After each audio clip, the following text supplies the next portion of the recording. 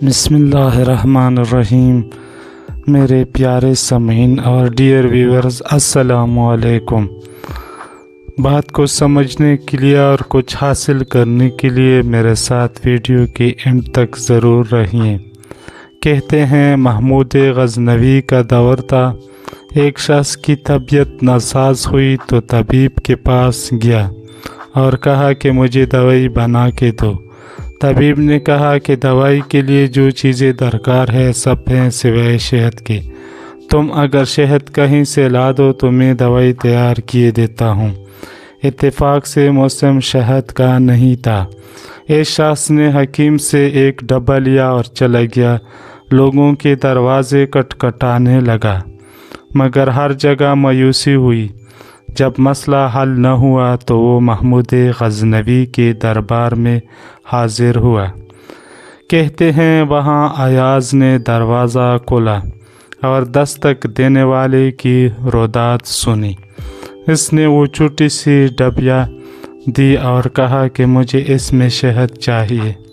ایاز نے کہا تشریف رکھیے، میں بادشاہ سے پوچھ کے بتاتا ہوں۔ ایاز وہ ڈبیا لے کر بادشاہ کے سامنے حاضر ہوا اور عرض کی کہ بادشاہ سلامت، ایک سائل کو شہد کی ضرورت ہے۔ بادشاہ نے وہ ڈبہ لیا اور سائیڈ میں رکھ دی۔ ایاز کو کہا کہ 3 بڑے ڈبے شہد کے اٹھا کے اس کو دے دیے جائیں۔ ایاز نے کہا حضور، اس کو تو تھوڑی سی چاہیے، آپ 3 ڈبے کیوں دے رہے ہیں؟ بادشاہ نے ایاز سے کہا ایاز وہ مزدور آدمی ہے، اس نے اپنی حیثیت کے مطابق مانگا ہے۔ ہم بادشاہ ہیں، ہم اپنی حیثیت کے مطابق دیں گے۔ مولانا رومی فرماتے ہیں آپ اللہ پاک سے اپنی حیثیت کے مطابق مانگے، وہ اپنی شان کے مطابق عطا کرے گا، شرط یہ ہے کہ مانگے تو صحیح۔ معزز ڈیئرز، آپ اس کے بارے میں کیا رائے رکھتے ہیں؟ کمنٹ میں ضرور لکھیں تاکہ مجھے بھی کچھ علم حاصل ہو سکے آپ کی معزز اور قیمتی رائے سے۔